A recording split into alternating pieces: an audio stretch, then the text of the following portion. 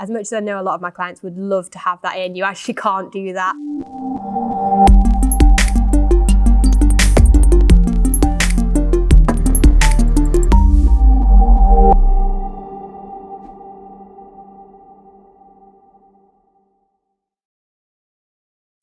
So there's a section here under agreements in force about requiring other duties. It's okay to have like a flexibility clause in that you might be required to undertake other duties, but this is quite specific and we'd probably avoid saying anything too specific. If you want to have things like that and you'd need a separate job description. Probationary period, that's fine, that's a section you've kind of got to have in, especially from next year, that's a legal requirement going forward. Even if you just say there's no probation applicable to your employment, you just have to have that. The last section of it, you will not be entitled to accrue any holiday entitlement until you've successfully passed this period. That's not legal, it's not best practice, you can't do that. We can say that you can only take holiday as it's accrued in the first year. So it accrues at 2.33 days a month. So you can only take it as you've accrued. So you could take 4 days after 2 months sort of thing, which is completely legal in the first year, but you can't have that clause in it. The next bit that I'd probably highlight is the training entitlement. That's a mandatory requirement as of next year as well. You've got to put in any mandatory training that anyone's required to do. So in care or nurseries, you've kind of got to do things like safeguarding training.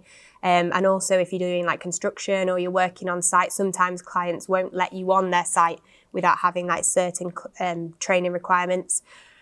What you can't do is what it says here is that you won't be paid for that time off. Because it's a training course that you're taking as part of your employment, you do have to be paid at least national minimum wage. It doesn't have to be their kind of their basic rate. It can be national minimum wage, but it's not okay to just not pay them, especially if with those hours you fall under the national minimum wage requirement. So I would just advise to remove that. Hours of work, this has changed as well going forwards. You need to have a section about your hours of work, which you've got, but it doesn't detail the days of work that you're required to work on. So you've got to have it between Monday and Sunday or Monday and Friday. It's got to be more specific. There's got to be more transparency. So the section that says you may be able to take a break during the working day, however, this will be subject to the business need. You can't do that.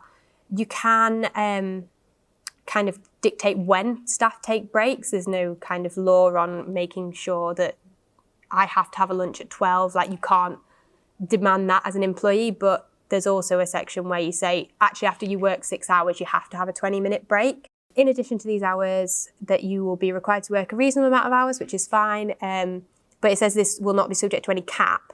If you're going to put that in, you need to make sure that someone signed a 48-hour opt-out agreement.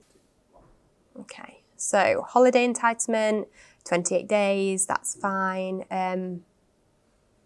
A point to note, this does have it in, but a point to note that's changing. If you do an average of 12 weeks at the moment, so if you're doing an average of people's holidays, that is changing to 52 weeks as of 6th of April as well. You actually need a section on other paid leave entitlement as well now. So you've got to detail like any other time off that your staff might be getting. So maternity, paternity, adoption leave, bereavement leave, study leave is another example as well. You've got to have a section that details that in your contract going forwards. Company benefits, again, you need to list those. This says there's no company benefits, which is fine, but you might have, if there's anything like a company car, a bonus, a commission scheme, then you've got to put those in as well.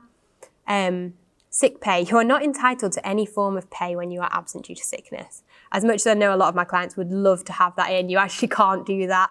After 3 days, you get statutory sick pay. So there's the 3 waiting days and then statutory sick pay kicks in for a maximum of 28 weeks after that. Okay, so there's a section on data protection, making sure that's all GDPR compliant, that it's fine, privacy notice, fine, client sites is fine, the declaration as well. Yeah, that's all kind of as it should be. There are some sections missing that I'd be putting in. I'd be definitely putting in a section about who to appeal to. So if their manager is their person that they raise a grievance to, you just need a point of escalation for it. Generally, it's like the director or the owner or a more senior manager. So if anything that I've said today, you're kind of thinking, oh, my contract doesn't have that in it, or I want mine reviewing, just get in touch with us and we'll help you through that, no problem.